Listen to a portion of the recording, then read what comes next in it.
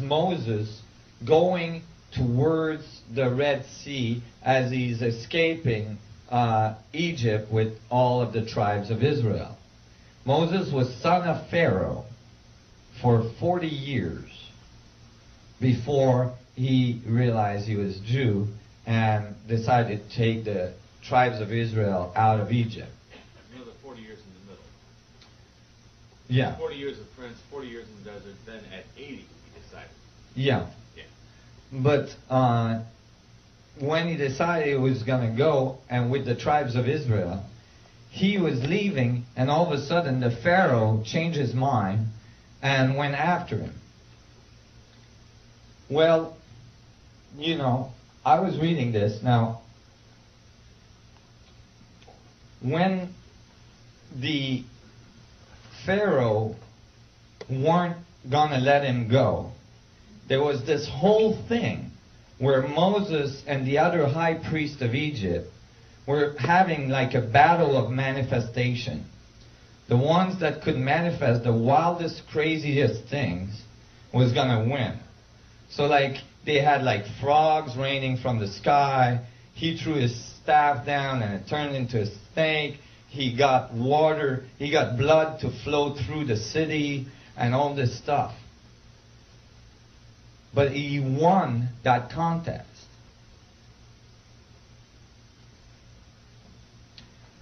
As I looked at the Ark of the Covenant in the Bible, the Ark that they call the Ark of God, they give dimensions of that box. It's like a box-like object that's got gold on the outside, wood in the middle, and gold on the inside. Well, that's a capacitor. A capacitor is an object that holds energy. When you charge it, just like a battery, it holds energy, except that a battery can only discharge the energy very slowly. A capacitor can discharge the energy in an instant. So when I looked at it, I thought, well, that's a neat capacitor. It would be quite large in capacitance. It would be a very high level, a lot of capacitance. It would have really high voltage. And it would be quite heavy. It would be a heavy object, extremely heavy. In fact, it would be way too heavy to lift up with two flimsy poles. It would weigh over 3 tons because of all the gold on it. And so there was problems with that, but I noticed that the dimensions that were given in the Bible for that box matched the dimensions of a box that was found in the remains of King Tut in Egypt. And then I noticed that those boxes were the exact appropriate boxes to fit inside the sarcophagus inside the Grand Pyramid of Giza.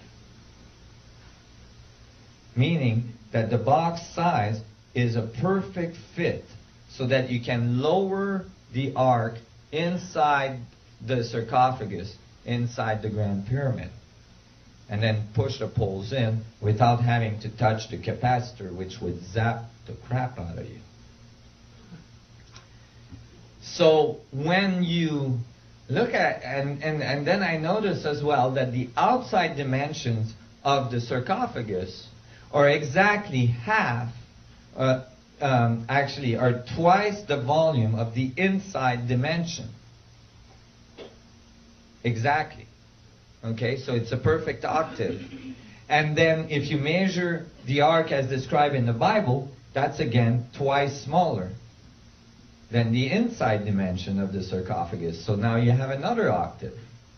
And then if you measure the inside volume of the ark as described in the Bible, you got another octave. It's again twice as big, twice as small. So it was a perfect fit. And I started to think, what would you want to carry in a capacitor like that? There must have been some extremely powerful energy source, energy device inside that capacitor. But the thing is that Moses supposedly didn't build that capacitor, didn't build that device until he was on the other side of Mount Sinai, on the other side of the Red Sea at Mount Sinai. When you read the Bible, you find that actually the Ark of the Covenant is always portrayed as a very, as this box-like object with its two poles, with some kind of extremely luminous object between the cherubim on top of it.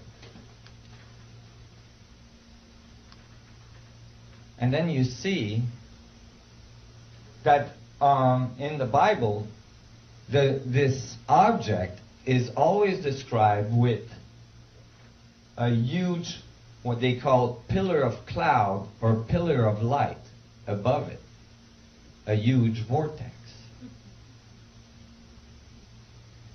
I had just finished elaborating the mathematics and the topology of the space-time manifold generating huge vortex at the north and south pole of those black holes.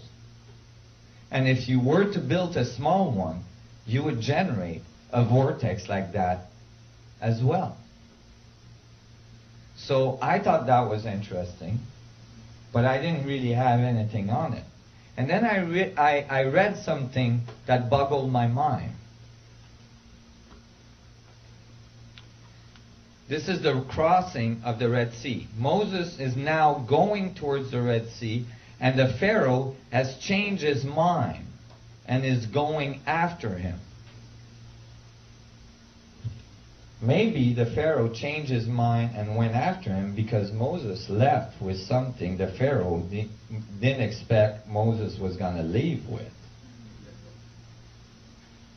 And here it says, on the way to the Red Sea, by day the Lord went ahead of them in a pillar of cloud to guide them on their way, and at night in a pillar of fire to give them light, so that they could travel by day or night. Neither the pillar of cloud by day nor the pillar of fire by night left its place in front of the people.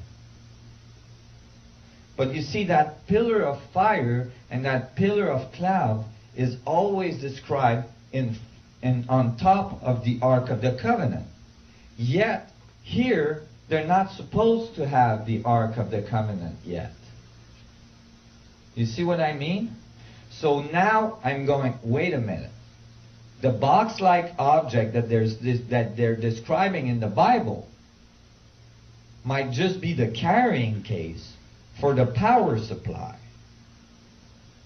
which is something completely different, that generates the vortices and the singularity at the center.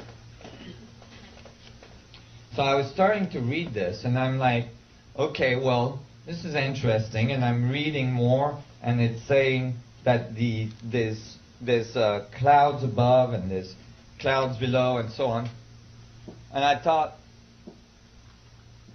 what do they mean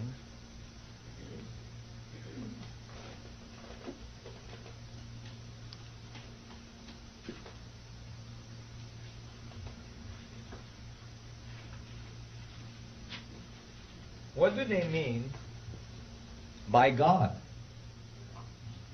Right? Because they're calling it the Ark of the Covenant of God. So I did some research on that. Where is the word God coming from? What is this thing they call God? It's some kind of object. Okay? But what is this thing they're calling God? So I looked it up. And I looked everywhere and I couldn't find it. And finally, I found it in the preface of my Bible.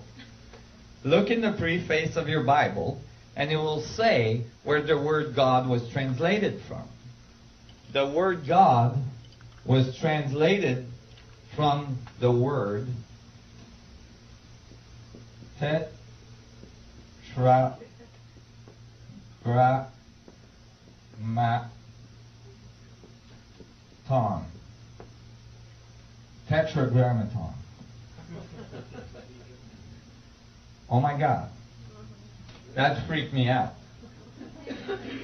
Oh my Tetragramaton, yes. That freaked me out. Every time you read the word God in the Bible, you can translate it to Tetragrammaton. And so I was looking at the root etymology of the word Tetragrammaton. It's like, oh my God, how can I find a word so close to tetrahedron in the Bible?